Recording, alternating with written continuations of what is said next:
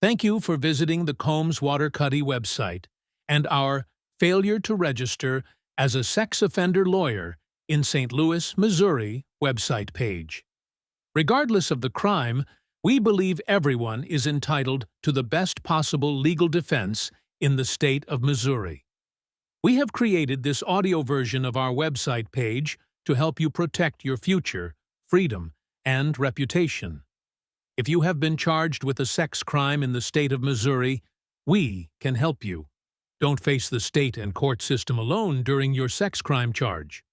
Contact one of our sexual abuse criminal defense lawyers today at 314-900-HELP to protect your rights and future. Combs Waterkotte is committed to handling all sex crime cases with confidential care and understanding. We are not here to judge you.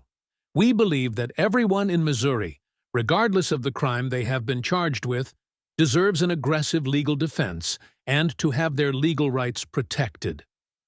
With that being said, let's talk about being charged with a sex crime in the state of Missouri. Failure to register as a sex offender lawyer, St. Louis, Missouri. Missouri's sex offender requirements are strict, and failing to meet them can result in a felony conviction. Combs Waterkotte provides aggressive, non-judgmental representation to all clients, regardless of their alleged offense. Our attorneys have over 40 years of combined legal experience. They use their extensive knowledge to safeguard your freedom and reputation. What are sex offender registries? Sex offender registry laws have existed in many states for decades. For example, the first sex offender registry in the U.S. was implemented by California in 1947.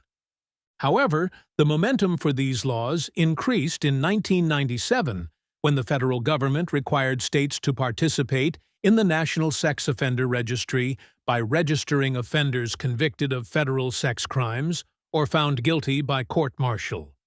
Not coincidentally, Missouri passed its sex offender registry law in 1997. The government has advanced two purposes in putting forth these laws. First, by maintaining current information on people convicted of sex offenses, authorities have a readily available investigative tool when sex crimes occur. The false presumption is that all sex offenders are incurable, and that any new crime must have been committed by a repeat perpetrator. Second, notifying the public of a convict's prior offense allows people to protect themselves. Again, this is based on the erroneous idea that a sex offender moving into a neighborhood always presents a danger to their new neighbors. Despite the shaky justifications for these public registries, courts have consistently deemed them constitutional. Missouri's Sex Offender Registry Statutes.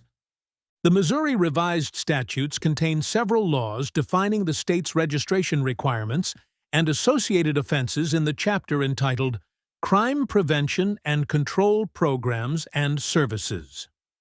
The laws contain two offenses. However, only one applies to registration. The other law restricts registered sex offenders' activities on Halloween.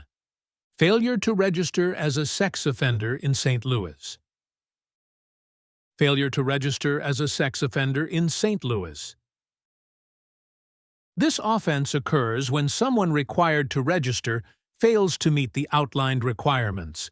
It doesn't require any specific state of mind, meaning you could face this charge whether you intentionally avoided registering or negligently failed to determine your registration requirement. This crime is something of a misnomer because you can commit it even though you registered as a sex offender.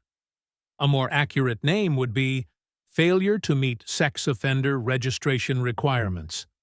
To understand this offense, you must understand the statutes that define the registration requirements, including the following. Offenders required to register in St. Louis.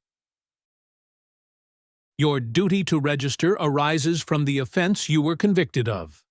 The law doesn't require those accused but not convicted of sex offenses to register.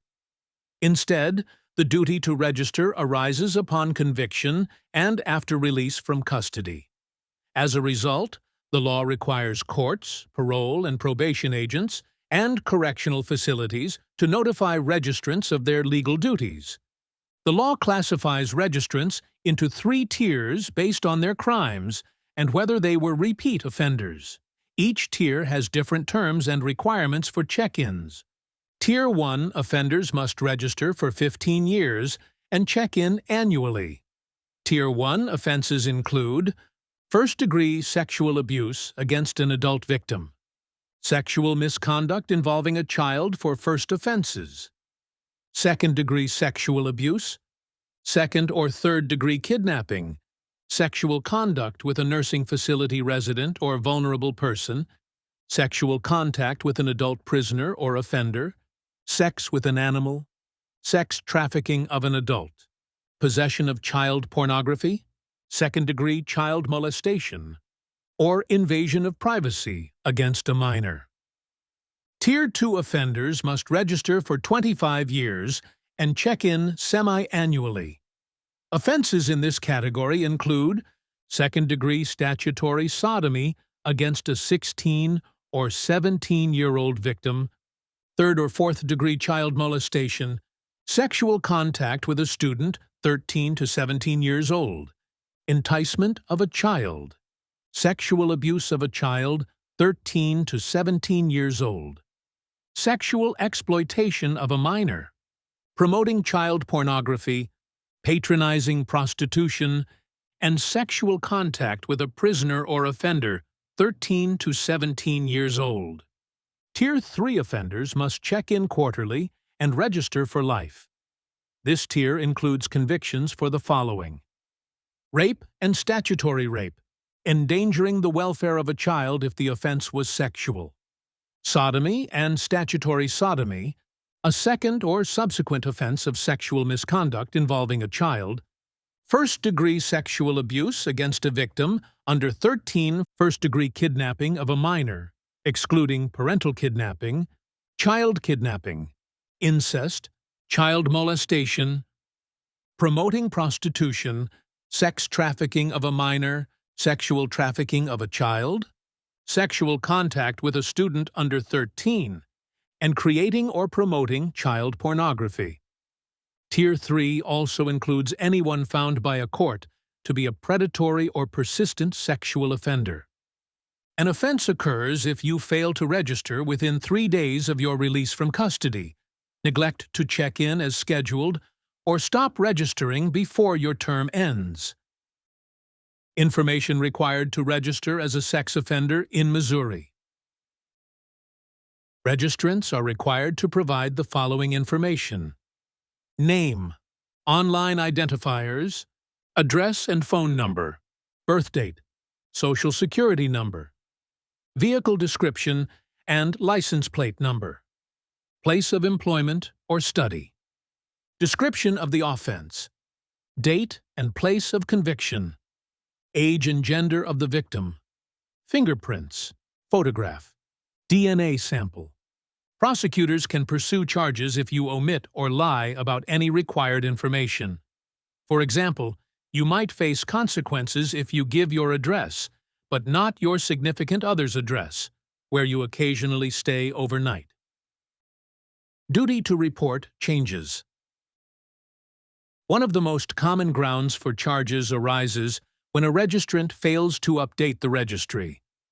Registrants must report changes to any of their information within 3 days. This update is mandatory even if it's only temporary. Thus, you may face charges if you get evicted from your home and fail to report that you're staying with a friend for a few days while looking for a new place to live. Possible defenses against failure to register as a sex offender in St. Louis, Missouri. Your attorney can raise several defenses to a charge for failure to register. Before getting into them, you should be aware of one argument that probably won't succeed. Missouri doesn't consider a claim that you were ignorant of the law a valid defense to a criminal charge. You have a legal duty to understand the requirements that apply to you under Missouri's sex offender registration law. That said, You can rely on any of the following criminal defense strategies. Impossibility.